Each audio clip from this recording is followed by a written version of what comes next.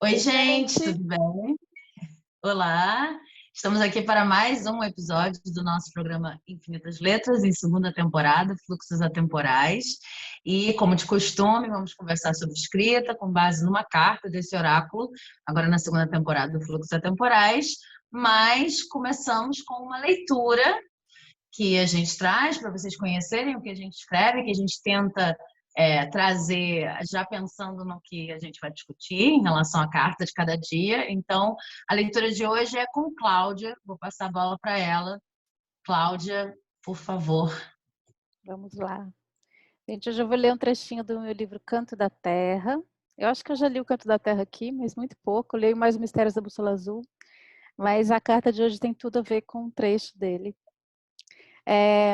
Para quem não sabe, o Canto da Terra é um dos únicos escritos meus que são mais biográficos, né? É o meu primeiro livro e ele fala dos partos, os meus partos, né? Da chegada dos meus 3 filhos e de outras coisas. E aí esse trecho que eu vou ler, ele é praticamente um spoiler do fim, mas assim, ainda assim, como não é uma história assim, né, que vão sendo desveladas coisas, a não ser os filhos que nascem, não tem problema. Então, é o texto que abre o terceiro ato, que eu divido em atos, que daqui partir. Aí eu quero mostrar só uma coisa que é tão bonita nesse livro, que é a arte. Olha que lindas ilustrações da Milá, que fez a capa também. Quero honrar aqui o trabalho dela, porque foi muito gratificante quando eu peguei esse livro com essa capa e com essas ilustrações que nem estavam combinadas e ela explodiu em ilustrações dentro do livro. Isso foi muito gostoso de ver depois. Enfim, vamos lá. Suportar a dor da partida até que se cumpra o destino fiado. Confiar na mesma medida, com um pé sem apoio e um passo já dado. Tremer, saber-se incerta, ver que lá dentro é estranha a morada. Habitar, acalmar pensamento, ainda que a carne pareça rasgada. Desenhar, num raro silêncio, a linha que escreve o próximo ato. Desnudar em 3 movimentos o mar que transborda com sede de praia. Acordar em lúcidas horas, sabendo-se errante, sem mapa e sem nada. Escutar, em ruído constante, a voz que me envia para a terra sagrada. Receber na dor de quem pare o novo que chega na noite iminente. Entregar, ainda que tarde, ilusão de que a vida é só pensamento. Abraçar no corpo da gente o ser que em chegança me pede um abrigo. Embalar num canto lembrança, tirando da história o terror do castigo. Mas errar, como erra, criança, a súbita cria tomada de vida. E criar, entendendo, na dança, o tom de uma história não mais dividida.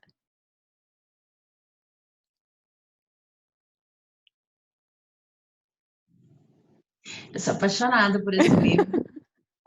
Eu sou apaixonada pelas ilustrações da Milá. A Milá também fez a capa do Incompletos e de toda a coleção Infinitos Mundos, eu acho, ou quase toda, com exceção do extemporâneo, do Alexei, mas fez a capa do Incompletos e também teve um cuidado muito grande com o trabalho do livro, né?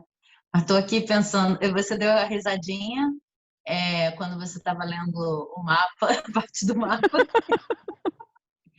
e aí é uma piada super interna para quem está ouvindo ou vendo, porque a carta que a gente vai comentar hoje, né, que a gente vai conversar ao redor dela, é justamente o mapa divino, que é essa carta aqui, que eu estou mostrando para quem está vendo no YouTube.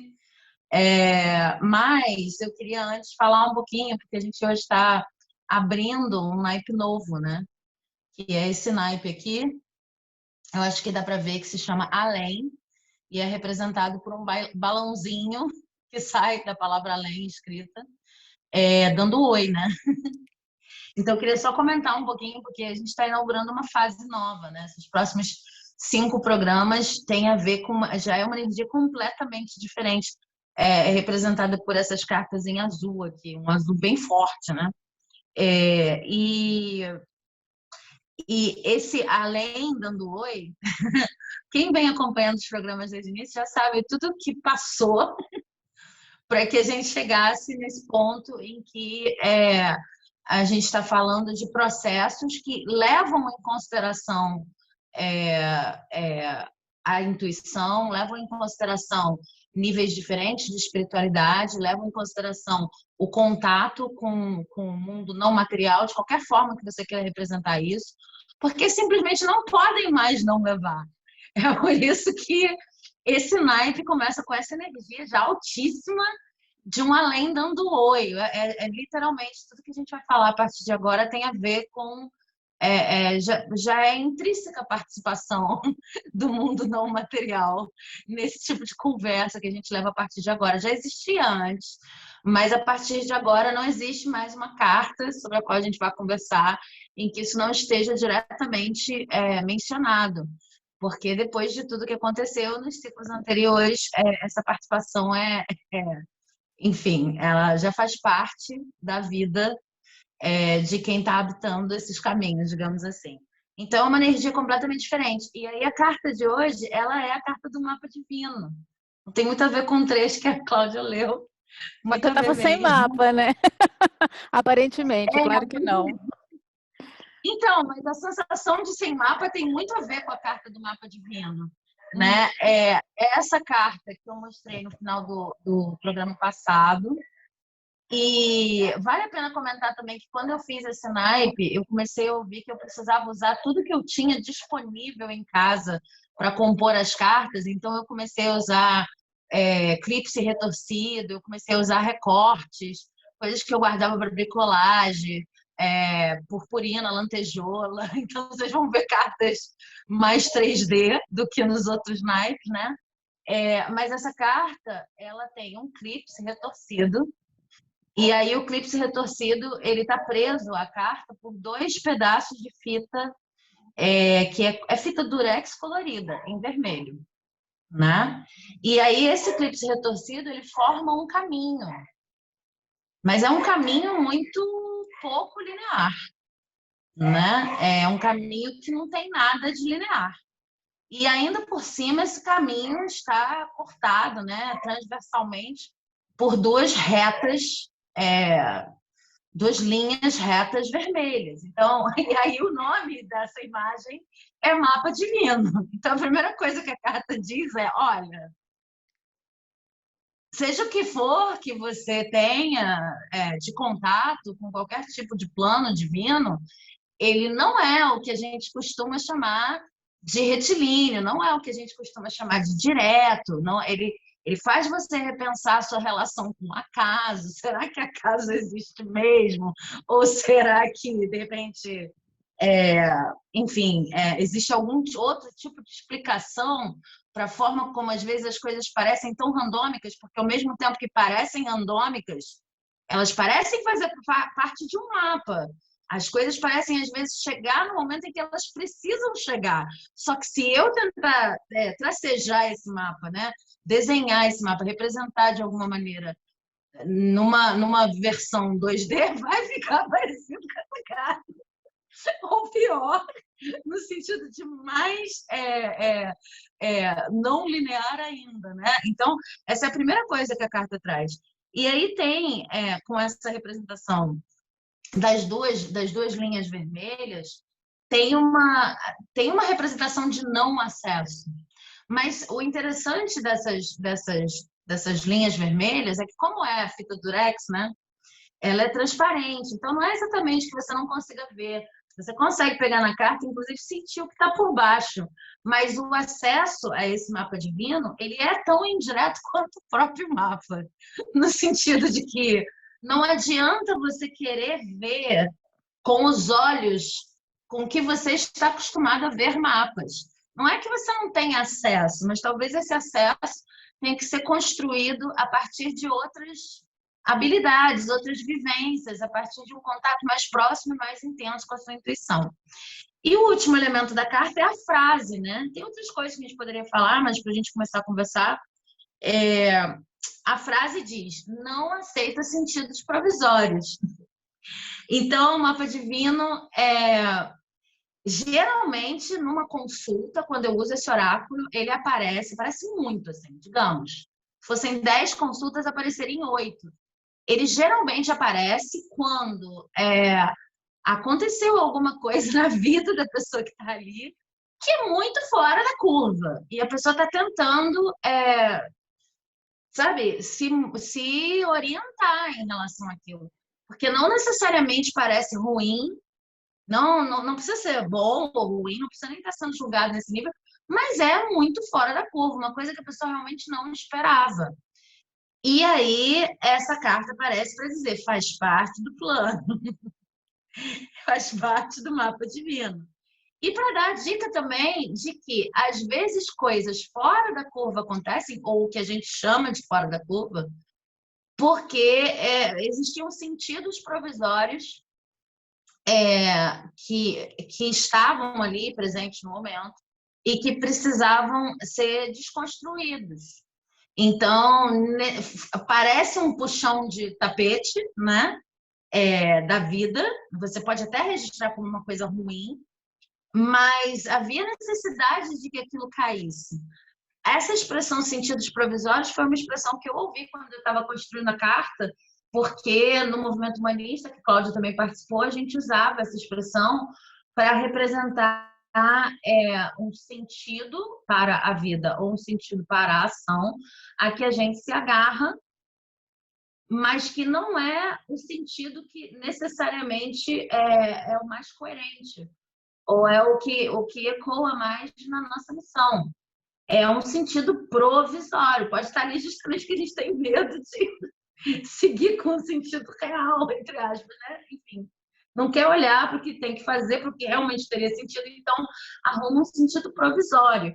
E quando eu estava compondo a carta, eu ouvia uma coisa que eu não sabia representar. E aí eles me disseram: olha, usa a palavra do momento humanista, tá bom, sentido provisório. Por isso que a frase ficou: o mapa não aceita sentidos provisórios. Então, às vezes, acontecem mudanças assim, fora da caixinha, coisas que podem parecer muito boas ou muito ruins, mas você fica tentando ali, gente, por que isso agora? E faz tudo parte do mapa. Talvez uma boa pista seja. Talvez você tivesse agarrado no sentido provisório aí, a gente precisou dar uma chacoalhada. Veja se não foi você mesmo que deu a chacoalhada. Você pode estar muito assustado, mas de repente foi uma chacoalhada que você até pediu. Vamos meditar direitinho sobre isso aí. Talvez não seja tão fora da caixa assim. Então, são essas questões todas de acaso, de voltas que a vida dá, que essa carta traz para a gente conversar, né? Mais ou menos por aí. Posso pegar a palavra um pouquinho? Eu acho que eu vou... Eu ia ler esse trecho também, mas eu não quis colar no poema, porque eu senti que quando terminou, eu falei, ai, não quero continuar com mais palavras aqui. Mas agora que você falou dos sentidos provisórios, eu quero trazer esse trecho, não para explicar o que é, porque acho que ficou claro, mas para trazer um exemplo, né? No caso é um exemplo que está no livro, mas também é um exemplo que está na minha vida, porque, enfim, esse livro é minha vida, está tudo aqui, mas aqui está mais bem escrito do que se for contar agora, então eu gostaria de ler mais um pouquinho. Porque esse poema, ele foi escrito para abrir essa etapa que justamente marca o momento da minha vida em que tudo virou de ponta cabeça, né? Foi um desses... Eu não acho que veio do nada, né? Porque isso também, eu sei de onde veio, mas eu fui demitida, né? Estava com um recém-nascido, praticamente. Não era um recém-nascido, ele já estava um pouquinho, já tinha uns 5, 6 meses, o Francisco, meu último filho. Já tinha 2 outros meninos, né, novos, tinha um emprego estável como professora universitária e, devido a determinados movimentos que foram feitos, não acho que veio do nada, mas ainda assim, quando a notícia da minha demissão apareceu, eu fiquei muito assustada, não imaginava que isso ia acontecer assim, daquele jeito tão rápido, né? Achei que ia demorar um pouco mais e me pegou de surpresa. Não por acaso, porque eu acho que o acaso não existe, eu já tinha recebido o convite da editora para escrever esse livro e eu não conseguia escrever. Aí eu quero depois contar essa história. Talvez eu já tenha contado aqui, minha memória está muito ruim, gente, é culpa da pandemia e do Bolsonaro. Mas eu vou contar de novo. Eu acho que essa história você nunca contou, não. Eu nunca contei? Então, obrigada, Sabine, Por porque... que estava difícil escrever o Canto da Terra? Acho que não. Hum. Então, eu vou ler o trechinho, depois eu entro nisso, porque talvez o trecho já...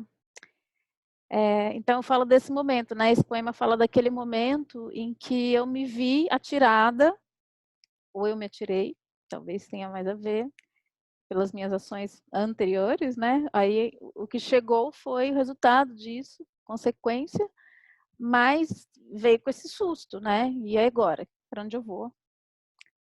E assim continua. Assim foi com eles, mas também comigo. A porta aberta por Francisco não fechou mais, e dela saíram sonhos semente, pedindo chão para brotar. O ajuste era inevitável. Depois de tanto percebido, seguir no mesmo estilo de vida seria contraditório demais. Já não fazia sentido me encaixar numa engrenagem que percebi caminhava para um colapso.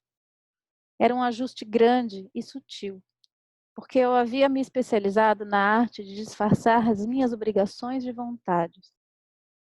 Assim, quando Francisco cresceu e eu voltei à rotina, percebi a tendência de colocar em segundo plano atos essencialmente inadiáveis, com o discurso de ter que sobreviver. Mas o renascimento vivido nesse último parto já não dava mais base para aquela pessoa existir. E a parte viva que havia despertado encontrara a voz para manifestar sua urgência. E qual seria o fio traçado por aquele sorriso de infância? Para onde olhava aquela menina? Com que personagens seu coração pulava ao se imaginar viver?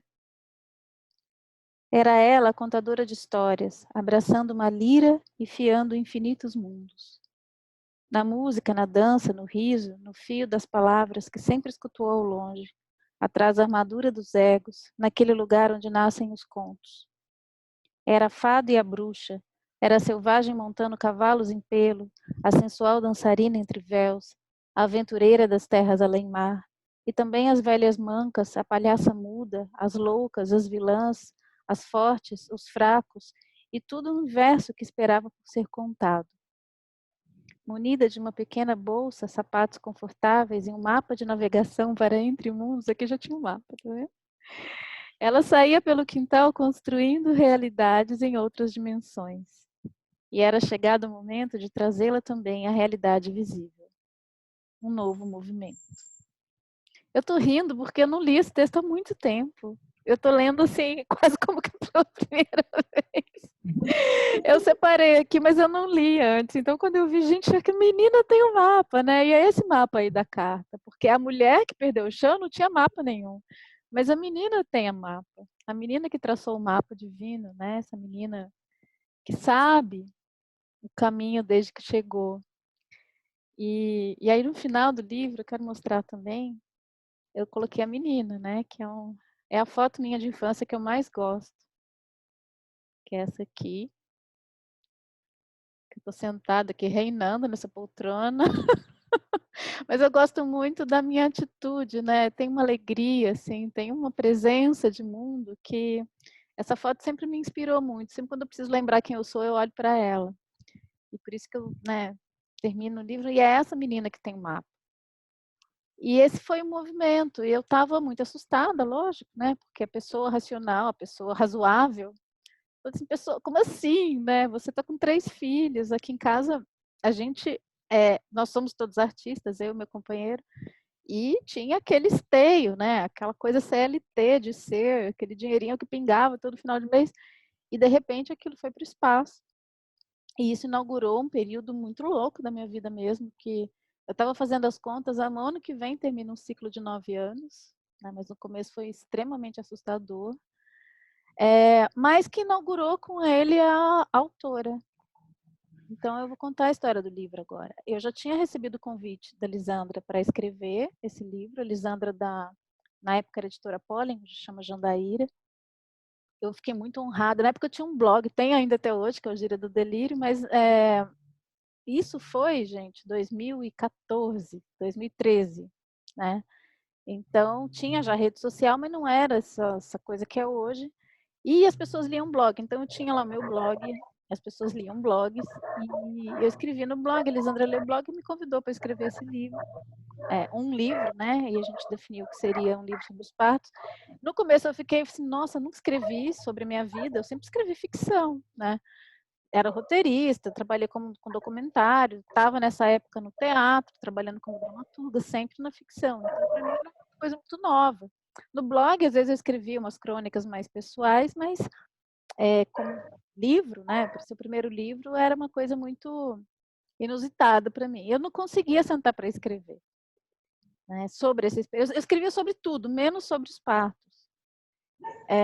E fiquei enrolando, e fiquei enrolando. E aí, quando veio essa notícia da demissão, foi uma notícia que me impactou, obviamente, né?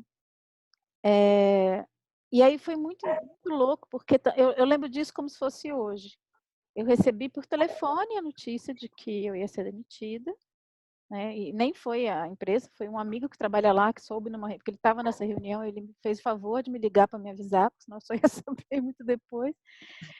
E aí eu estava ali desesperada com aquilo, passou 2 dias, me liga também a Priscila, que é uma outra editora, né, que editou Mistérios da Bússola Azul, amiga nossa, me ligando e falando, Clau, vou abrir uma editora, vamos conversar. E eu já tinha recebido o convite da Lisandra. E aí era uma sensação muito doida, porque eu falava assim, meu Deus, parte da minha vida está desmoronando, né? Toda a minha segurança está indo por água abaixo. Eu sou mãe de 3 filhos pequenos, o que eu vou fazer agora? O Francisco não tinha nem 1 ano ainda, né? Tinha 6 meses. E tem 2 editoras me chamando. E quando é que eu vou conseguir escrever, né? Porque agora eu tenho que trabalhar, sei lá, ir atrás de trabalho. Não tinha mais essa dinâmica, tinha 9 anos que eu estava lá, né? Dedicada ali, né? Não tinha essa coisa da rede. E aí foi um salto de fé mesmo, assim, de falar assim, olha, aí vem o mapa divino, né? Esse é um momento, esse Hã? é um momento clássico esse é um momento clássico de mapa divino, porque não dá nem para julgar se é bom ou ruim exatamente.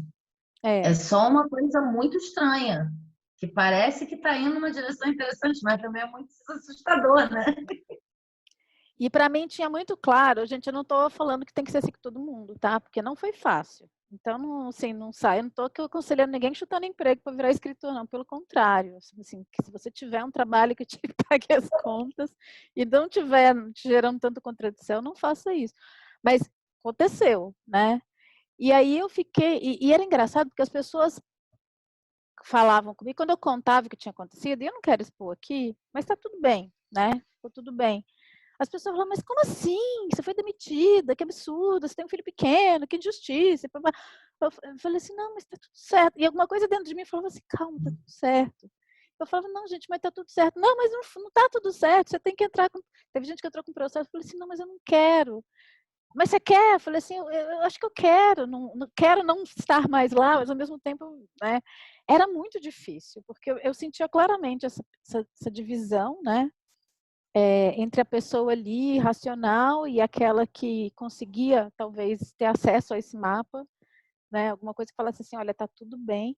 E não é que tá tudo bem que assim meses depois eu consegui um emprego maravilhoso que resolveu meu problema, não. Foram anos de perrengue. A Sabine acompanhou bem, assim, né? Hoje eu vivo de escrita totalmente, assim, vários tipos de serviço, mas para eu caminhar até isso não foi fácil, né? Foi uma caminhada de muito aprendizado, de humildade também, né, de reconhecer o quanto muito veio de uma impulsividade, mas a autora nasceu, ela nasceu, e eu senti que foi uma entrega, sabe? O emprego, a segurança, a estabilidade foi uma que chama que é uma oferenda, né?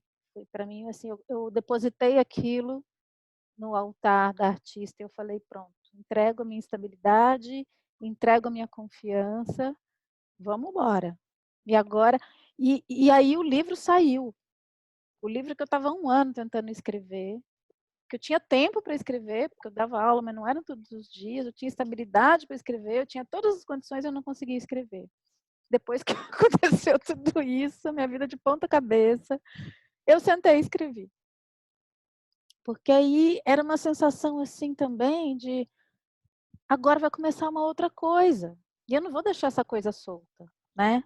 Deixa eu entender que coisa é essa. E eu tinha certeza que a coisa que vinha era porque era isso que estava me perturbando, né? Isso que me fez sentir aquele movimento já iminente, apesar de toda a segurança que eu ia ter que jogar para cima. E mesmo que tenha sido uma demissão, às vezes quando eu conto, parece até que eu me demiti, sabe? É muito engraçado, parece que foi... Tanto que o Mistérios da Bússola Azul começa com uma carta de demissão. Né? Quando eu tava... Eu ia falar isso, que a demissão ficou tão assim que ela aparece em 2 livros, né? Mas foi muito difícil integrar para mim isso, né, gente? Eu sou taurina. Chutar o mastro central não é uma... E me via muito essa imagem. Eu estou chutando o mastro central, né? A casa vai cair. E ela precisa cair. E assim, olha, vai ficar tudo bem, mas não vai ser confortável. Bolinho. Não vai ser bolinho. Não vai ser bolinho, você não vai passar necessidade, de fato eu não passei, né? Mas assim, a dinâmica da minha vida mudou completamente. E eu, claro, mudei completamente. E a pessoa que eu me tornei é a pessoa que eu precisava me tornar mesmo. Então, em relação ao mapa divino, tá tudo bem. Não estou falando para todo mundo fazer isso, né? Até porque eu não sou exemplo de nada. Nem todas as histórias precisam ser assim. Eu estou trazendo porque tem a ver com a carta e não por acaso tem a ver com a minha trajetória como autora também. Começou aí, né? Na verdade, começou antes. Eu já sempre escrevi. Mas eu sentia que a coragem para dizer eu sou uma escritora, eu sou uma artista, estava represada naquele movimento que eu não tinha coragem para fazer, né? E aí, eu sei que você também tem histórias para contar aí, eu não sei se compartilha do mesmo sentimento, Sabine, mas é como se... hoje eu dou aula, eu faço consultoria, eu adoro dar aula. Não tem problema nenhum em dar aula, em ser professora, né? Mas, naquele momento, talvez por estar numa instituição, e também um pouco sujeito ali aos horários, às dinâmicas, né? Eu senti que eu fui me acovardando, eu fui me fechando, eu fui me escondendo, e eu estava assim tentando me realizar artisticamente pelas bordas, junto com o trabalho dos alunos, né? E um dia eu fiquei com muita vergonha, me deu vergonha mesmo, né? Eu estou confessando para vocês, um negócio muito feio, mas foi realmente muito... Eu estava orientando um TCC de uma aluna que estava criando. Quando eu me dei conta, eu estava co-criando, eu estava fazendo, eu estava dando sugestões ali para o trabalho dela, mas era assim, praticamente criando junto. E eu nem percebi isso, quem percebeu foi o Jair, porque ele me ouviu, né, orientando, eu estava em licença maternidade justamente, então eu estava fazendo isso de casa. E aí ele estava passando, ele falou assim, você está ligada que você está sequestrando a criação dela? E aí eu falei, eu estou fazendo isso? Ele falou, você tá. Aí eu falei, gente, eu estou fazendo isso. Meu Deus, eu estou fazendo isso, que horror. Aí eu fiquei com muita vergonha. E aí eu percebi que esse ser criativo em mim estava dando uns pulos que ele podia dar, entendeu? Porque não estava abrindo espaço. Então, assim, você vai pegar, você vai roubar a criação da tua aluna, porque você não está fazendo o seu. Você não está abrindo espaço para isso. Então, não adianta fingir que você está orientando e você está ali criando junto, né? E ali eu fiquei muito assustada. Eu falei, nossa, não, eu estou represando uma coisa aqui que não pode ficar represando, né? E naquele momento eu não conseguia ver saída, não conseguia ver como aquelas duas coisas poderiam coexistir. E eu não sei por quê, porque hoje coexiste numa boa, né? Eu sou professora, sou consultora, divido muito bem assim esses mundos, né? Mas naquela época é como se eu tivesse mesmo que fazer essa entrega. Aí eu não me pergunte por quê, porque não é uma coisa que se explica racionalmente, né? Eu acho também que você estava numa situação diferente da minha. Você trabalhava diretamente com o material, ou muito mais perto do que eu, com o material que a sua artista gostaria de trabalhar. Porque quando eu dava aula, tudo bem que eu estava na área de letras, e tudo bem que eu trabalhava com textos, eu trabalhei, né, a vida inteira com textos. Mas por muito tempo eu pegava isso a partir do olhar do inglês, depois a partir do olhar da linguística, análise do discurso, semântica. Então, muitas vezes a sensação que eu tinha é de que eu estava compartilhando com os alunos, éramos colegas, uma coisa que ia ser útil para usar depois. Era difícil eu orientar um processo que era o processo da criação de ficção, ou o processo da criação. Eu passei perto disso uma vezinha só. Ou o processo de uma escrita sobre ficção, que seria mais da área de literatura.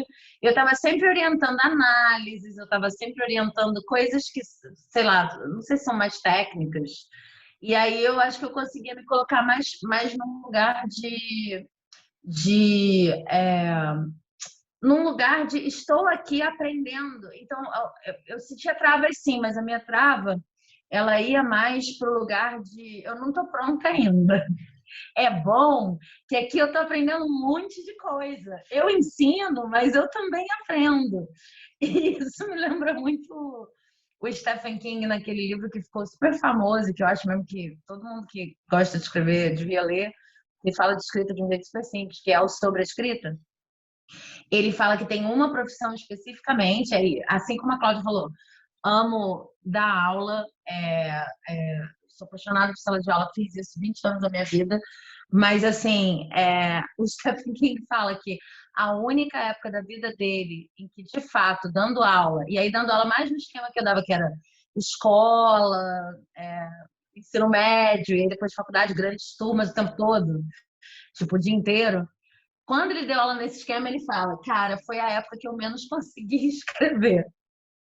E ele dava aula de ficção, e ele dava aula de literatura. Então eu fico achando que quanto mais perto você tiver, pior. Porque, sabe, a coisa começa a se confundir. Mas não é só isso. É também o quão cansativo é. Quanto mais você, né?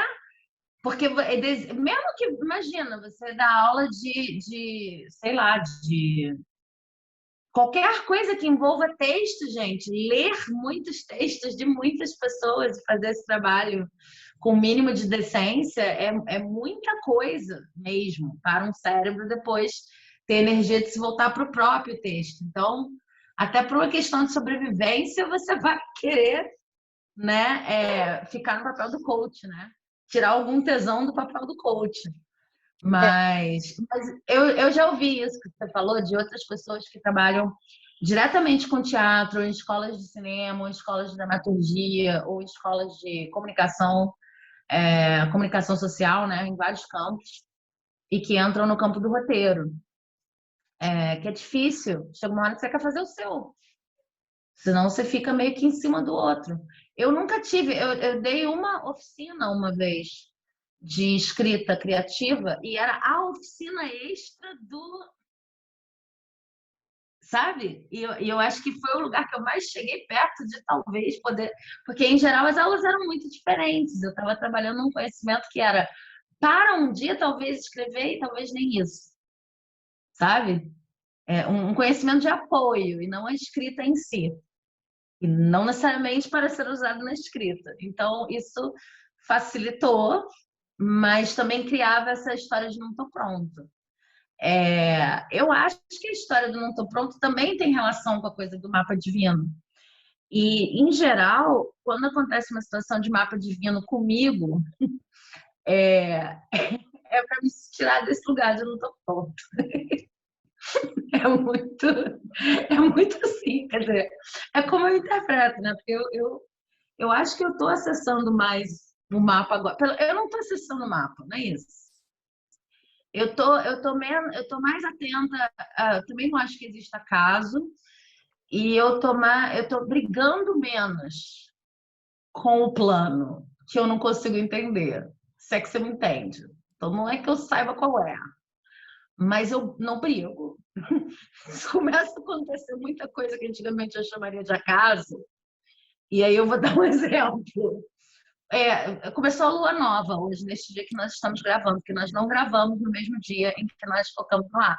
Provavelmente esse episódio vai ao ar, não sei em que plataforma, muitos meses depois, sei lá. Enfim, mas estamos aí, na lua nova da primavera, hoje em dia. estamos na lua nova da primavera. E aí,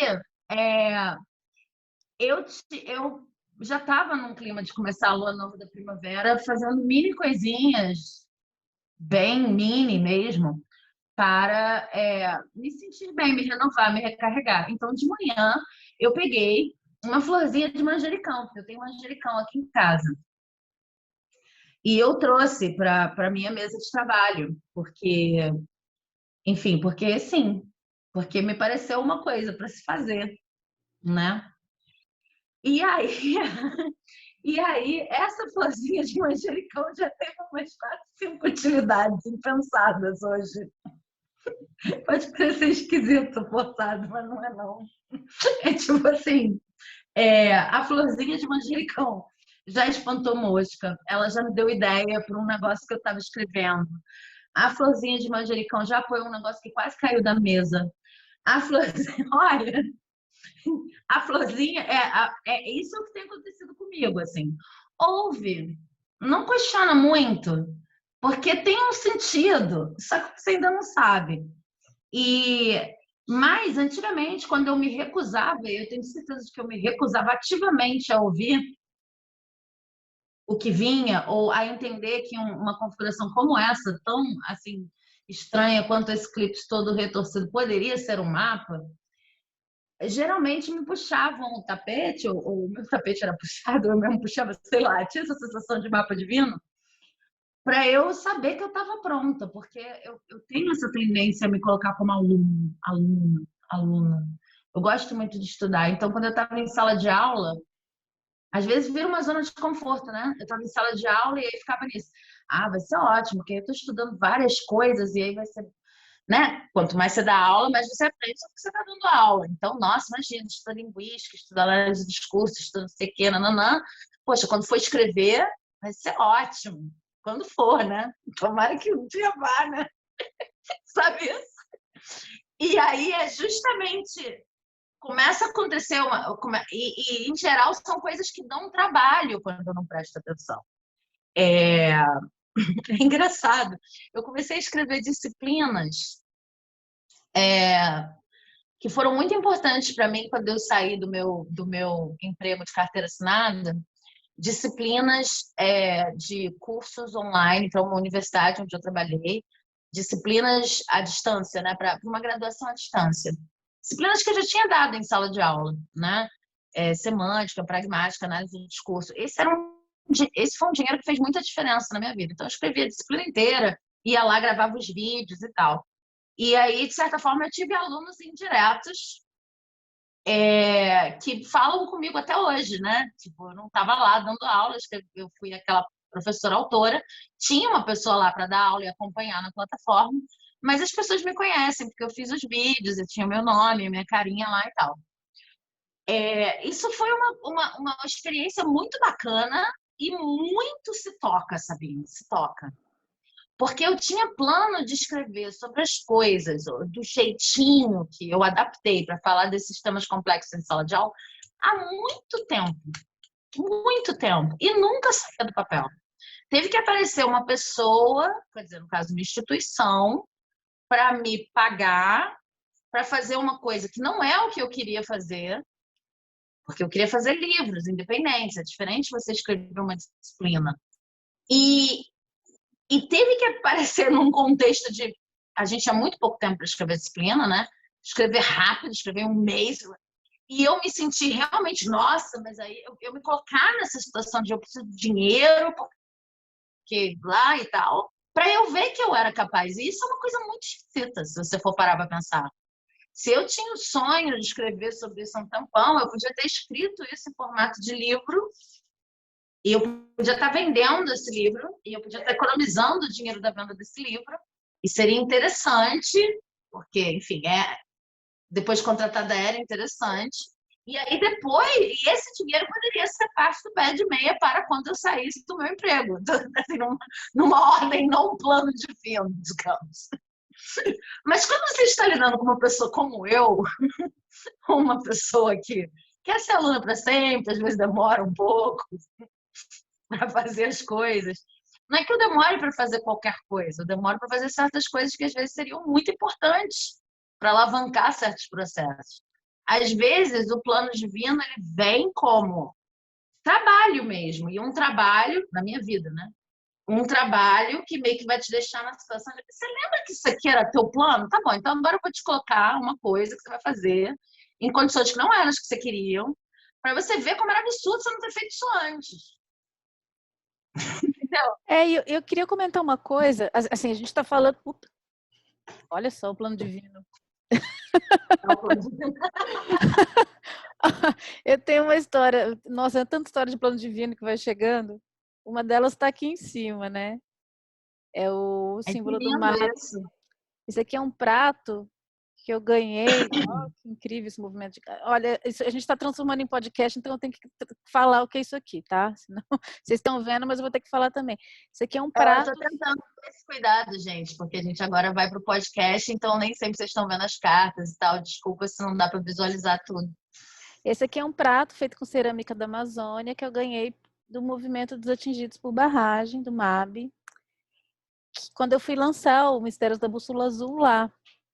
E que isso também, para mim, tem a ver com o plano divino, porque eu estava, né, quando eu estava escrevendo, eu falei assim, gente, para onde eu vou, né? Como é que tinha que escrever um livro de fantasia, queria escrever o primeiro livro de fantasia.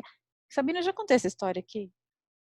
Agora eu vou te perguntar assim. Olha, você já falou sobre o movimento, Mas mas eu não sei exatamente o que você vai falar agora, então fica difícil, eu não sei qual recorte você vai falar.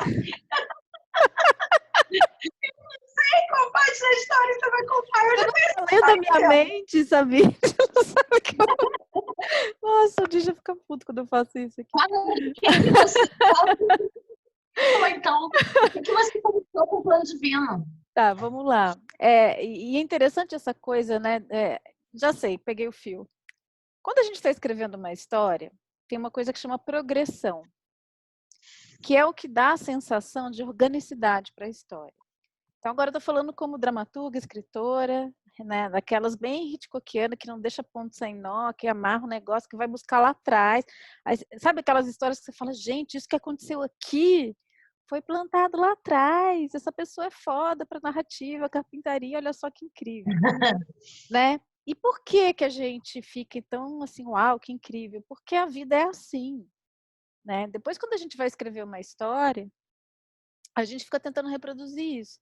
Então, às vezes acontece, você tem uma ideia lá na frente, mas você fala, eu preciso plantar esse acontecimento lá atrás, porque senão, né, como diz uma amiga minha, cai do lustre. Você fala, de onde vem isso, né? É o famoso Deus Ex Machina. Que é o famoso... Né? Você fala, ué, mas de onde saiu esse acontecimento, né? E as coisas que aparentemente vêm do nada, né, ou sai do sovaco, você fala assim, de onde saiu isso?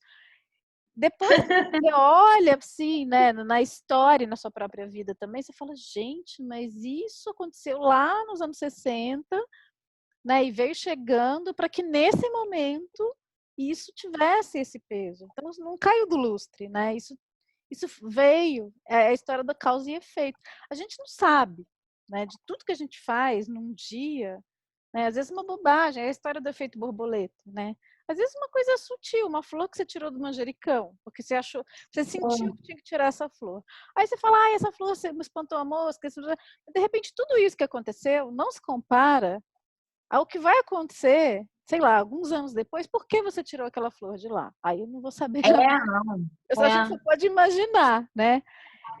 Mas aquelas coisas que a gente Vamos olhar apenas para a linha do tempo do manjericão. Manjericão e manjericão, da abelha que não pousou na flor. Manjericão. Sim, eu sei que parece um papo meio viagem, jovem místico, mas, assim, mas não é. Porque a gente está falando da flor do manjericão, mas eu vou falar do MAB, né? Porque só para poder amarrar essa ponta, porque eu apontei para o prato, então o que ela quer com isso? Quando eu estava, já falamos do movimento humanista hoje, né? Quando eu estava no movimento humanista, e já também trabalhando como documentarista, fui para o Vale do Ribeira para fazer um documentário, mas depois voltei através do movimento humanista, que era um movimento que trabalhava pela diversidade, pela não discriminação, pela não violência, e em contato com todos os movimentos, de lugar isolado. E eu conheci o movimento Atingidos por Barragem porque eu estava trabalhando numa comunidade quilombola, fazendo um documentário e depois levando as atividades do movimento. E eu fiquei espantada com a relação deles, eu fiquei encantada mesmo com aquilo, conversei com muitas lideranças. Mas isso foi, sei lá, em 2000, 2001, por aí, né? Salto temporal, estamos em 2016, 2015, 2016, antes desse inferno todo, né? No começo desse inferno todo, o Brasil viveu. E eu estava ali de frente para o meu livro de fantasia. Vou escrever um livro de fantasia, porque nós ganhamos, estou falando nós, porque a Sabine também fez parte, né? O Incompletos é parte dessa coleção da Infinitos Mundos, que é a coleção que nós ganhamos o PROAC, pela editora Presságio. Então, a gente tinha um prazo muito curto, né, para escrever um livro de fantasia, com toda a liberdade do mundo, que sempre foi o sonho da minha vida. E eu falei, gente, e agora? Eu estou com esse sonho aqui para realizar. E aí parece muito com isso que você falou, né? De repente vem, e assim, eu falo, gente, mas peraí, quando é que eu começo? Mas tem prazo, não tinha muito dinheiro, né? Então, assim, é o que tem para hoje. Você quer? Então vai lá e faz. Quando você tinha prazo, não estava fazendo, então a gente agora vai se complicar. Então, cheguei até naquele momento da vida. Bom, eu já contei a minha história aqui, né? Eu seguia, estava não desempregada, porque eu nunca consegui outro emprego, nem quis, mas eu estava naquele momento frila da vida, né? Dívida de cartão de crédito. Então, isso chegou também nesse momento. E o dinheiro, era um dinheiro para, no máximo, fazer as impressões, né? A gente não conseguiu, pelo edital, receber para escrever. Então, não era uma coisa que eu ia ser remunerada para isso. Pelo contrário, eu fiz dívidas, né, para conseguir escrever o livro. Essa é uma outra história. Bom, estava eu lá tentando, né, meus filhos ainda pequenos, eu fui para a casa da minha mãe para poder escrever, minha mãe mora numa chácara no interior, porque e lá eles tinham espaço, né, para poder existir enquanto eu ficava lá escrevendo ou captando, né, não sabia nem que história eu ia escrever. E eu estava ali com as minhas, né, fantasias celtas, eu tenho uma conexão com isso, o que eu vou escrever, que história é essa que eu vou trazer, e estava achando que ia ter alguma conexão com isso, né, com o povo celta e tal.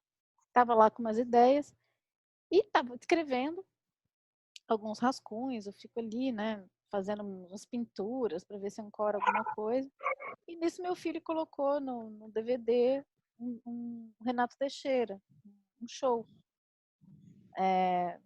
E começou a tocar uma música, uma moda de viola antiga, chamada Chuá Chuá. E eu comecei a chorar, chorar, chorar, chorar. Gente, escutando uma moda de viola, uma música bonita, mas não é para tanto, né? E que eu já tinha ouvido 1000 vezes. E eu comecei a chorar. E uma história veio muito forte, uma história de luta de assassinatos, militância, né? Uma história que se passa ali na posse de terra, comunidade. Nada disso estava ainda evidente no Brasil, mas era o que estava acontecendo ali, no que eu estava vendo. Eu anotei a história, porque eu falei, não, eu quero fazer uma peça de teatro, né? Porque isso vem de uma peça. E anotei para não esquecer. Aí é engraçado que vem uma onda, né? Essa coisa vem meio que em ondas, assim, é como se você vê um filme. Aí eu fui anotando o que eu senti ali, a partir da música, da emoção que eu estava sentindo.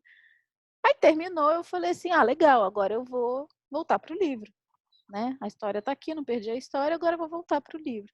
E ai, pronto, que história que vai ser essa do livro? Aí, de repente, soou um gongo na minha cabeça, né? Hello! Como assim? Que história do livro? A gente acabou de mandar a história do livro é essa. E eu falei, não, peraí, calma, o que eu vou fazer enfiando luta social, atingidos por barragem, assassinatos de militância, milícia, né? Na época eu nem sabia direito como é que funcionava, mas como é que eu vou fazer tudo isso? É um livro de fantasia.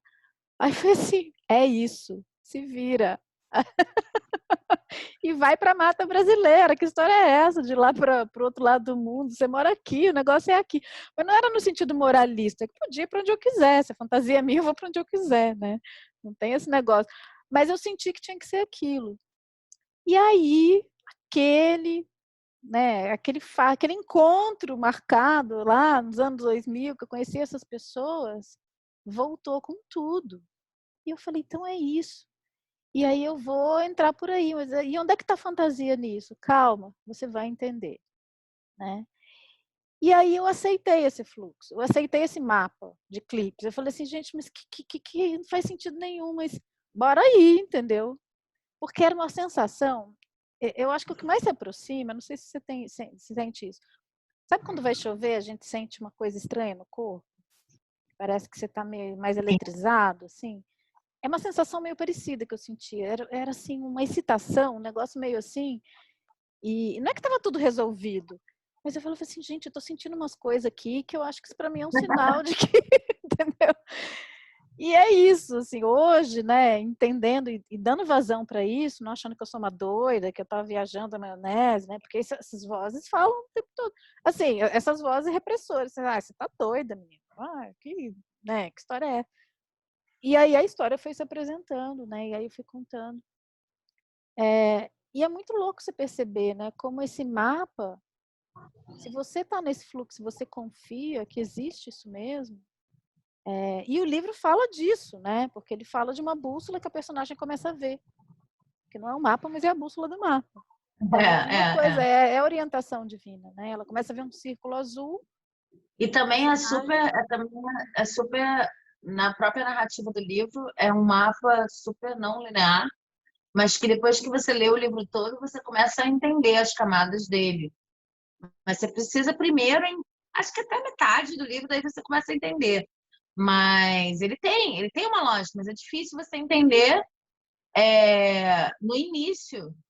E aí, depois que você termina o livro, você consegue ver a estrutura, né? O que está acontecendo em termos de níveis, trabalha com níveis diferentes de profundidade. Que eu acho que tem muito a ver com muitas coisas que a gente já conversou aqui, né? De tempo espiral, das coisas que vão se aprofundando em vez de seguirem essa às vezes complicada representação que a gente tem de se está indo para frente, é sempre uma linha reta, e é sempre de A a B, ou está sempre crescendo. A gente tem umas coisas muito lineares gravadas na cabeça. Progresso, né? Porque como que a gente representa progresso? É meio complicado. Mas eu acho que o próprio livro que saiu dessa história toda é construído em camadas, né? É construído em camadas que vão se aprofundando, né? O mistério é muito assim. Eu acho que você entende mais ele do que eu, sabia? Eu entendo. Eu trabalhei no livro, mas eu falei isso aqui. E agora, o que está acontecendo comigo é engraçado, porque eu sou completamente diferente de você nesse sentido. Eu sempre namorei a dramaturgia, namorei a ponto de, quando eu tinha 13 anos, querer participar de um edital. Uma coisa que eu lembrei recentemente. Quando eu tinha 13 anos, eu cismei. Olha isso, a empáfia da garota. Com 13 anos, eu cismei, porque eu vi no jornal, o Globo, uma notinha pequenininha, um jornal que era do meu pai, que eu peguei, e que, sei lá, porque eu cismei que eu ia participar de um edital e que eu ia, um concurso, que eu ia ter que montar a peça toda sozinha, 13 anos. Eu cismei que eu ia fazer uma adaptação das Brumas de Palom, os 4 volumes. Eu escrevi para a direção, Você e tinha a 13 direção anos? muito impressionada. Menina, eu fiz essa adaptação, eu não tenho mais, num caderno, escrita à mão. Eu ia tirar xerox. Eu estava selecionando o elenco. Olha que maravilha. Eram 5 pessoas, eram 5 garotos da escola. E era um festival grande. Eu não lembro se era o Festival de Teatro do Rio. Mas, enfim, isso me veio nos últimos dias, assim. Mas eu nunca tive uma formação em dramaturgia. A minha formação em dramaturgia é muito recente. Foi quando eu sempre me meti a fazer essas coisas, mas foi quando eu decidi fazer artes cênicas, porque eu já era professora da PUC, eu podia fazer a faculdade de artes cênicas de graça, e era louca para fazer, e aí eu fui lá e fazer. E aí, na aula de dramaturgia, pela primeira vez, ouvindo o Fábio Ferreira, que é dramaturgo e diretor, e que foi um professor incrível, assim, e também trabalhando com o Miwaya Nagasawa, trabalhando com a Ana Kifuri, trabalhando com uma galera que tinha uma concepção de teatro como ato, né? E uma concepção diferente de corpo em cena, que eu fui me livrar de uns preconceitos que eu percebi que eu estava carregando assim, há muito tempo como escritora. Assim. Por exemplo, antes de entrar em artes cênicas e estudar dramaturgia do ponto de vista das artes cênicas, eu evitava escrever com base na minha experiência. E como não dá para escrever com base em nada que não seja a sua experiência, né? Mas, assim, eu acabei descobrindo que era por isso que eu corria para ficção científica. Não que eu não gostasse, mas eu sempre quis escrever em vários gêneros. Mas quando era ficção científica, porque aí dava para disfarçar mais. Ou fantasia, porque dava para dispersar mais. Então, tem o lado luz disso, que é realmente, eu acho que a ficção científica é poderosa. Eu passei minha adolescência toda lendo, aprendi muito. Mas tem um lado sombra também, de assim, eu não quero contar a minha vida e todo mundo vai saber que tem a ver. Quando eu comecei a fazer uns experimentos muito básicos, assim, de agora a gente vai escrever com base naquele garoto que está parado lá. A gente vai sair, a gente vai ouvir o que as pessoas estão falando, a gente vai criar uma cena aqui. Eu comecei a me dar permissão para fazer esse tipo de coisa. E aí, uma coisa que era muito importante nesse tipo de trabalho dramatúrgico, cara, eu comecei a ouvir de dramaturgistas alemães, do pessoal que era a primeira vez que eu estava ouvindo falar de pessoas que criavam a dramaturgia com os atores, né? Tudo isso era muito novo para mim, ali na sala de ensaio. E aí depois eu pude passar por essa experiência como atriz numa peça chamada Sangue de Mosca, que a dramaturgia foi escrita a partir do que eu trouxe, e aí depois eu virei também dramaturgista da peça, um negócio muito fora do que eu sabia. Aí nunca mais eu parei de escrever a partir da minha experiência, embora continue tendo vergonha. Mas aí, se tem gente fazendo, vou fazer também, né? Mas com vergonha ainda. E aí, começou a ficar ainda num lugar assim muito da escrita, da prática, o que se chama de acaso começou a virar o creme de la creme do que você pode usar para escrever, sabe? Eu comecei a ter muita prática, e uma prática muito legal, com a construção de narrativas a partir de qualquer coisa, inclusive com a valorização do que antes eu chamava de qualquer coisa, né? Essa coisa de realmente, vou tirar um livro desse manjericão, porque era o que a gente fazia. A gente passava, né? Cada aula tinha 2 horas de duração, e a gente, do manjericão, fazia uma coisa no corpo, nas palavras, não sei o quê, e daqui a pouco já estava saindo ali para mostrar para alguém. Eu não virei uma atriz profissional. Se quiserem me convidar para alguma coisa, eu provavelmente não vou aceitar, mas não sei até que ponto eu dou conta. Mas isso, para um escritor, é fantástico. Porque eu acho que se você tem uma formação mais, assim, das letras, ou a formação clássica da escrita criativa, que a gente vê hoje em dia, e você tem um apego muito grande à estrutura, etc., às vezes a gente desvaloriza muito o acaso, desvaloriza muito a entrega, desvaloriza muito o movimento de uma palavra depois da outra, né? E a dramaturgia trouxe isso para mim. Então, de certa forma, fazendo uma outra associação com a carta, né?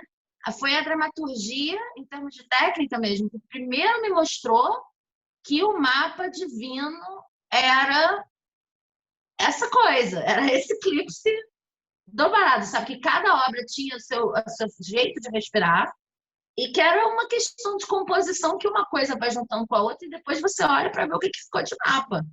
A obra vai te dar o mapa. Não tenha preconceito de partir da tua vida, de uma coisa que aconteceu ali, não existe acaso, opere a partir do acaso. Nossa, isso enriqueceu a minha escrita de uma maneira que, assim, os você livros que eu também começa... fez para cá são outra coisa. Você começa a Outra coisa. mapear a potência, você começa a mapear onde está o fluxo. Porque isso é uma coisa que eu percebi. Antes eu falava que eu fritava o ovo no cérebro, né? Quando eu estava tentando escrever. Foram os meus anos sofridíssimos na ECA, no cinema, né? Eu sempre quis ser escritora, sempre quis ser roteirista. Quando eu estudava cinema, era um sofrimento, porque eu ficava buscando uma ideia genial.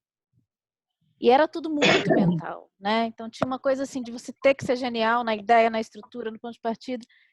E é completamente impensável você chegar com um negócio desse, sabe? Assim, tipo, a partir de uma flor de manjericão,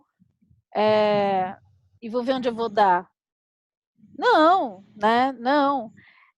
Pelo menos não na época. Eu demorei muito. Aí é engraçado, né? Porque a minha trajetória partiu do processo colaborativo do teatro. Porque ali dentro do cinema eu não conseguia escrever. Inclusive tiveram várias histórias de bloqueio mesmo, né? De não, você não é roteirista, não, não, não, não, não, não. E se hoje eu escrevo é porque eu não consegui não escrever. Eu não consegui segurar esse fluxo, porque foram muitos nãos até que eu me autorizasse, né? Mas aí o fluxo traz pessoas incríveis também, né? No momento que você precisa, o mestre vem, e chegou um mestre, que foi o Antônio Mercado, um cara incrível, que hoje está lá em Portugal, quer dizer, está lá há muitos anos. E ele falou assim: você quer escrever? Vai para o teatro. Ele era daquela geração da galera ali, dos roteiristas, dos comunistas da Globo, né? Do Ferreira Goulart, Dias Gomes, ele era daquela turma. Ele falou: Cláudia, quer escrever? Vai para o teatro. Aí você vai entender o que é. E ele me levava ao teatro. E aí eu falei, gente, então vamos para o teatro. Aí eu cruzei a praça, fui para o CAC, que era o Departamento de Artes Cênicas, e comecei a, humildemente, chegar, posso assistir a aula, né? E entrava lá na cara de pau mesmo. E quando eu vi aquele povo do teatro, que eu falei assim, meu Deus, o que eu fiquei tanto todo assim esperando para chegar aqui, porque essa aqui é a minha casa, entendeu? Eu sou aquilo, uma coisa muito mais dionisíaca, muito mais... E que tinha esse lugar, né? Também tem as suas questões todas, né? Não existe um paraíso na Terra, mas era muito mais perto do que era para minha criação, né? E dali eu comecei com um processo colaborativo dentro da aula do Antônio Araújo, que ele fazia isso no Teatro da Vertigem e levou isso para a sala de aula como um método e chamava a gente para escrever. E aí foi ali que eu comecei a escrever. E era assim mesmo, né? Às vezes você partia de um negócio que você fala assim, gente, que viagem, né? E a gente fazia mesmo, às vezes, para dar risada. Ah, vamos ver o que vai dar nisso, porque estava em sala de ensaio, tinha todo o tempo do mundo, tinha 20 e poucos anos, né? Mas ali saíam coisas incríveis, e aí a gente passa a validar isso. Não só validar, como partir daí. Você fala, gente, então vamos partir daí e ver onde vai dar. Né? Porque aí você começa a perceber que a flor de manjericão é só um recurso para você botar o seu foco para o que tem que sair, sair. Só que vai sair sem tanta resistência, né? Sem a pressão de ter que ser genial, sem a pressão de ter que vir estruturado, sem aquela pressão que a gente coloca quando está fritando um ovo na cabeça. Né? E aí o fluxo vem. E aí que tem a ver total com o sentido provisório, né? Porque não é que a ideia que você vai tentar desenvolver a partir de todas as regras e técnicas que não são tão fluidas, não é que a ideia seja ruim ou que ela não tenha que ver ao mundo, nada disso. É que ela está muito batida e às vezes contaminada, por falta de uma palavra melhor, com a coisa dos sentidos provisórios, né? Se eu fizer aqui direitinho com essa regra, então vou lançar um livro que vende muito, isso é o que as pessoas gostam, vou ter tantos seguidores, vou ter fama, vou ter sucesso, vou não sei o quê. E isso é muita distração, você não consegue escrever um livro assim. Vai ser o livro que vai ganhar o prêmio, seja lá o que for que você quer, né? Então, é o frescor do seguir esse mapa também, né? É o frescor de alguma coisa que me tire dos antolhos, né? Alguma coisa que, pelo amor de Deus, me alivie aqui a barra, que é gostar de você, não, essa barra que é. Você trouxe uma Né? coisa muito legal, que você usou a palavra frescor, né? Mas assim, para mim vem um frisson, sabe? Uma sensação de que a gente não está sozinho mesmo, sabe? É um pouco por aí, assim. É claro que quando a coisa está fluindo, vai chegando o presente, sincronicidade, você fala, universo, que incrível, né? Uau, estou aqui no fluxo, tem coisas acontecendo. Estou num momento assim, está uma delícia. Mas quando começa a vir umas coisas desafiadoras, para usar a palavra, né, que estão sendo, mas não vamos dizer cagada mesmo, né, que você fala assim, gente, qual é o sentido disso? Porque, né, Mistérios da Bússola Azul passou por isso, né? Eu te escrevi o livro, mandei para a editora. Todos os livros passaram por isso, gente. Você falou assim, um dia roubaram meu computador com uma semana de trabalho que foi para o espaço. A única coisa que ficou foi um poema que eu tinha escrito ali, que eu mandei para um amigo para ver o que ele achava, e que hoje virou uma música. Mas é muito legal você ver um sinal quando a coisa né, vem para o seu... Vem somando, Sim. vamos dizer. Mas quando é um negócio que você fala assim, e aí? O que isso significa? É um não? Não vá por aí? Ou é um desafio para você falar assim, é isso mesmo que eu quero? Como é que você lê? Né? A questão é que a leitura desse mapa não é uma leitura racional também. Às vezes você até acredita Não. que você está com esse mapa na mão, você fala, legal, tem um mapa aqui, estou sentindo ele aqui, né? Tem sinais chegando, e tudo simbólico. Aí chega um negócio desse, você fala assim, e aí, universo, é para eu seguir ou para eu parar? Mas não tem como parar, né? Mas por onde eu sigo, então? Se tem coisas sendo tomadas, né? Ah, então é para escrever melhor, né? É para escrever mais sintético? É para ir mais devagar? É para ir É mais para devagar? escrever outra coisa? É para quê? Joga fora aquilo que estava no computador, começa de novo. É bizarro isso. É Vou por bizarro. E aqui, não vou por ali, né? mas Mande instruções. eu não sei. Eu não sei, não, mas isso é muito recente para mim, mas é, eu tendo a achar que essa coisa que a gente fica perguntando, né? Nesse caso, para usar o teu exemplo, né? É, roubaram o computador, estava o livro todo lá, sobrou um poeminha. Tá. Aí, então tá, estou ouvindo os sinais, estou atenta. Legal, atenta e forte. Não temos tempo de temer a morte. É para eu não escrever, recusar, é para eu fazer tudo de novo, como prova de que, na verdade, estou aqui bonitinha, seguindo minha missão. É para eu escrever uma coisa completamente diferente. Foi a única forma que vocês encontraram de dizer isso. Eu fico achando que isso aí tanto faz. Às vezes eu fico achando que isso é o que perturba a gente. Mas a parada mesmo, o que o mapa está dizendo mesmo, não tem a ver com isso. Entende? Porque, às vezes, eu acho que, assim, se eu estivesse nessa situação, e eu já passei por situações parecidas, assim, de perder tudo, de não ter mais como acessar, de não sei o quê, não parecidas com a tua, tô dizendo, que o roubo foi muito dramático, mas assim, entende? Perdi tudo. Aí, vou continuar, não vou continuar e tal. Eu tenho a sensação de que eu já sei a resposta, eu já sei o que eu vou fazer. Eu vou continuar. Então, nem adianta brincar que não vou, porque eu vou. Tipo, eu sendo eu, do jeito que eu sou, nessa atual situação, eu vou continuar. Então, sabe? Agora, a questão é menos assim, qual é a coisa, por mais que eu esteja aqui, né, um pouco assoberbada, porque de fato todas essas são possibilidades, e mais quando tem um puxão desse, assim, como? Desde onde? Como a gente estava falando num programa desse.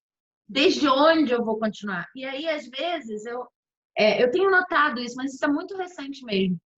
Eu acho que quando acontece uma coisa dessa, tanto para o lado do negativo quanto para o lado positivo, para mim, pelo menos, costuma ser uma chamada à consciência, assim, de olha, o seu desde onde, ele não era exatamente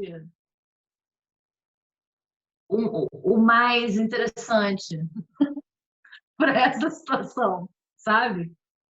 Então, assim, perdi. Eu acho que a última. Eu acabei de perder um HD. E aí, nesse momento, um HD inteiro, assim, toda a minha vida lá, porque eu guardo tudo, né? Eu sou, assim, acumuladora de arquivo. E aí, nesse momento que eu perdi o HD, me vieram, né, primeiro todas essas opções, né? Sair para consertar, não sei o quê, bababá e tal, não sei o quê. Será que vai ter conserto? E sair pedindo para as pessoas coisas e tal. E aí eu pensei, cara, eu realmente ia ter que refazer uma versão. Ah, essa é uma história boa, inclusive. Desculpa, gente, eu juro que eu vou ajeitar essa frase. Ó, eu vou ajeitar essa história. Eu estava decidindo se eu ia colocar um livro pela segunda vez num prêmio. Na primeira vez, ele não passou no prêmio. E eu estava tranquila, porque eu tinha o livro todo pronto nesse HD. O prêmio pedia um determinado formato, determinadas configurações, e o livro estava nesse HD. Aí eu cheguei lá, coloquei o livro. Bom, mas o HD tem várias coisas, não tem só o livro. Na hora que eu fui subir o livro, cadê o HD? O HD não funcionava mais, nenhuma pasta, não abria mais, não está mais legível. Eu perdi minha vida inteira ali de documentos, real, oficial. Eu já E sei aí, que tinha do lugar aquelas perguntas, você não tem isso. não. E aí eu dei uma procurada e eu descobri que para eu colocar o livro no prêmio, eu não só ia ter que configurar com todos os pedidos do prêmio, já coloquei o livro uma vez, já não passou. Eu gosto muito desse livro. Eu estava me questionando se era para colocar de novo. Me importa o que vai acontecer com esse livro, onde ele vai ser editado. Esse livro já está escrito há um tempo. E aí eu comecei a ver, primeiro, que eu veio aquele pavor imediato. Será que eu vou conseguir trabalhar sem esse HD? Porque meu computador está todo resetado, com quase sem nenhum arquivo. E aí eu vi que eu conseguia trabalhar o dia inteiro sem na falta dos arquivos do HD. Tudo que eu precisava de mais imediato estava no meu computador. Estou trabalhando até hoje, já faz um mês. Nunca precisei do HD, onde estavam os arquivos da minha vida. Porque, enfim, ou eu consigo, ou eu peço para alguém, não sei o que e tal. E aí eu comecei a pensar, cara, talvez não seja uma questão de botar ou não botar no prêmio. Talvez seja uma questão de desde onde eu estou fazendo isso. Porque eu achei um documento no meu e-mail que era o livro. Quer dizer, eu tenho o livro, mandei para mim mesmo, mas eu teria que revisar ele todo de novo, editar ele todo de novo e botar no formato do prêmio em 2 dias. Como eu já venho numa história de, olha, esse tipo de esforço que você faz não leva a lugar nenhum, que já é uma história que eu tenho de autoaprendizado aqui antiga, que já não estou mais querendo fazer, porque realmente para mim não funciona essa coisa do autoesforço demasiado. Principal. Aí eu pensei, bom, mas de repente é uma coisa que está me dizendo, olha, faça isso desde que você consiga colocar o livro no prêmio, porque você acha que é uma coisa boa, faz parte da sua questão aí como autora, mas você não tem nenhuma expectativa, você não vai ficar chateada ganhando ou não ganhando. É tipo mais uma coisa na lista de tarefas por fazer. Se não for assim, não coloca. Aí eu passei um dia, em vez de editar, revisar, etc., vendo se eu conseguia achar dentro de mim, de colocar tranquilo num prêmio.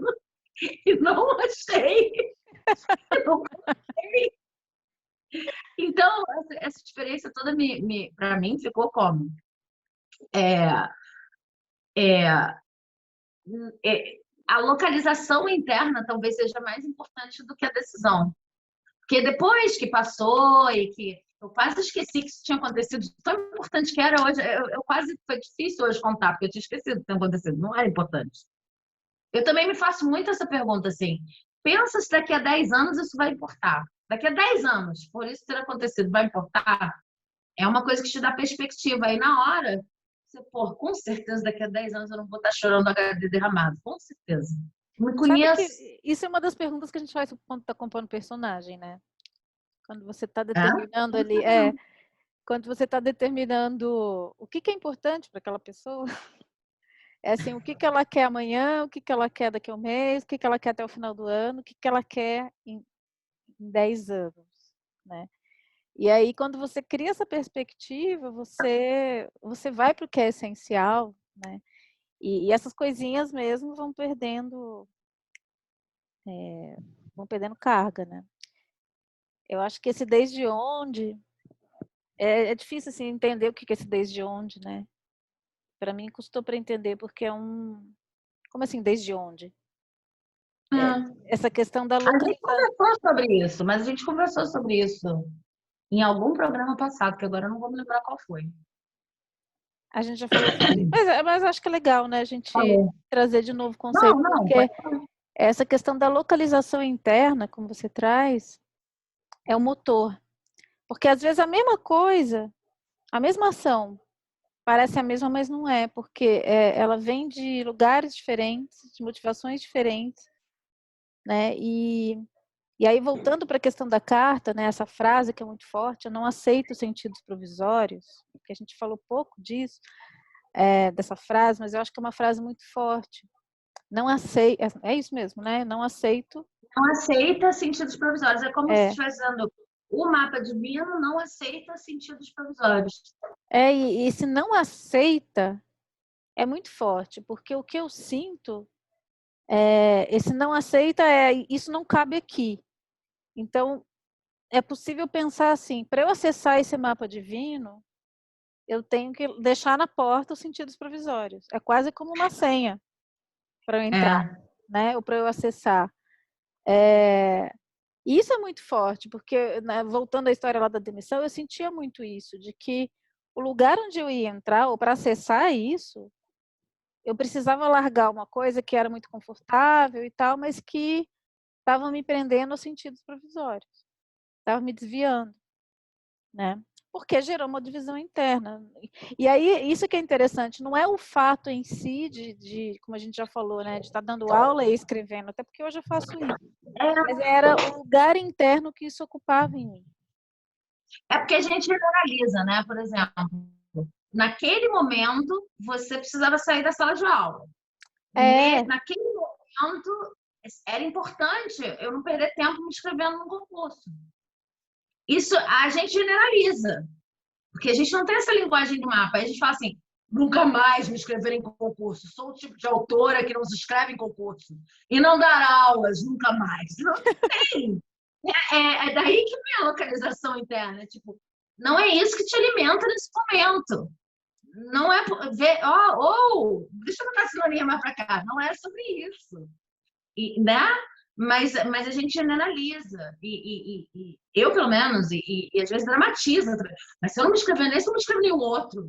Mas se eu não der aula, então para nunca mais dar aula. E não é assim. É muito mais, isso é né? controle, Tortuoso. né? Você quer ter o controle sobre a narrativa, né? Então, assim, ah, tá, então é isso e pronto. Aí eu não, a minha vida é isso. E não, porque de repente daqui a 3 meses vai fazer sentido você se inscrever no concurso. Sim, Então você sim. fala assim, mas peraí, então não tem, esse mapa é o quê, né? Porque aí esse emaranhado, esse mapa é o quê? Ele não me traça uma cartilha? Não, não é uma cartilha, né? Que bom que a sua vida não é uma cartilha, né? É uma cartilha, não é assim, eu não sou uma autora que faz isso, de repente daqui a 3 anos eu vou ser, e hoje eu não sou, né? De repente hoje eu estou me espalhando em milhões de coisas, daqui a pouco não. E se eu fixo uma coisa, que naquele momento faz sentido, mas que no outro pode não fazer, eu estou me prendendo aí, eu estou me tirando do mapa, né? Porque o que eu sinto é que o acesso a esse mapa divino, ele é um acesso pelo fluxo. Na medida que você acha que você entendeu e fixou, você perde o acesso, né? Acho Sim. que talvez por isso ele seja em 3D, sabe? Porque ele não vira uma foto. Você põe no É, HD, assim. Não é um negócio que você guarda para consultar depois, sabe? sim. Você consulta ali, naquele momento, e o mapa já é outro. É. Dá uma sensação de que ele é feito desse fluxo, né? Ele é feito desses. Então, só te resta confiar, e isso para quem quer ter o controle é terrível. Você fala assim, então eu não tiro nenhuma grande conclusão que eu posso, então, a partir de aqui aplicar? Não. Você tem que Não é trilhar aquele reaplicável. fluxo. Não é Não é reaplicável. reaplicável, cara. Depende do seu estado, depende do seu estado interno, depende de tudo, depende de tudo. Se você for ver a questão dos caminhos criativos, né? Um mapa, um percurso que você faz para um livro, nunca vai ser o mesmo. Você pode ter assim, você fala assim, não, aqui eu fiquei ouvindo tais músicas e me abri um acesso, foi incrível, então vou fazer isso de novo. Não vai funcionar. Crianças e adultos, Eu né? gosto de ler os percursos, eu gosto de ler os percursos criativos de outros autores, porque eu gosto de ver o quão divertido foi. Eu gosto de sentir o cheiro de quão divertido foi. Mas se eu entro numa de copiar, ferrou. É essa sutil diferença entre admiração, crítica e inveja. Autocrítica e inveja. É bem complicado. Mas se você consegue ver às vezes me ajuda muito, assim, ler o processo criativo de outro autor e entrar na vibe. Ai, maneiro, criamos e tal. Para aí você fazer uma coisa completamente diferente. Sim. Né? E às vezes cola numa vibe de olhar e putz, olha lá, olha como é que ele faz. Agora eu vou ter que fazer isso também, isso aqui, olha, eu não faço isso, eu não faço aqui. Putz, aí fudeu. Aí você não consegue fazer mais nada, né? A Porque gente realmente. copiar o próprio processo já não funciona. Né? Eu falei assim, Nem o nosso. funcionou fazer um negócio aqui, agora vamos lá fazer de novo. Já não funciona. Né? Mas E olha, aí, por um lado... você sabe que acabou. Você sabe que acabou o tempo, né? Você sabe que acabou o tempo, né? Não, tô totalmente fora do tempo. Gente, Tem tipo uns 10 minutos que acabou o tempo, mas tá gostoso, deu tudo aqui. eu tô 10 Mas dias acho que fora do seria tempo. bom acabar. Mas ainda tem muita coisa para falar, mas se quiser a gente corta. Talvez a próxima carta abra para isso, né? Não sei. Não, vamos, porque esse naipe ele vai dar vazão para muita coisa nesse sentido. A próxima carta é, deixa eu ler o nome, a Flor Rosa. Ela também é 3D, essas florzinhas coladas. E a frase da carta diz: detalhes ficam grandes, detalhes brilham.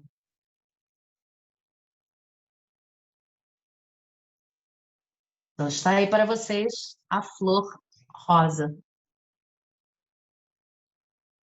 Para a gente falar de detalhes no nosso próximo encontro. Eu nem vou cantar a música do Roberto Carlos, porque eu não sou de fazer piada, não.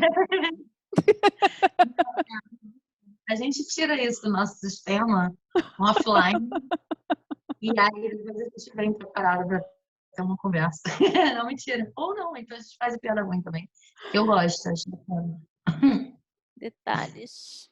Então é isso, gente. Olha, se não fosse Sabine, eu ia ficar mais 2 horas aqui falando, porque eu tô, eu tô totalmente sem fio. Essa carta é alta vibração, alta vibração. É uma delícia, né? É Ai, delícia, delícia. Mas é isso, gente. Um beijo para todo mundo que ficou até este momento. Voltem e até o semana próximo que vem. programa.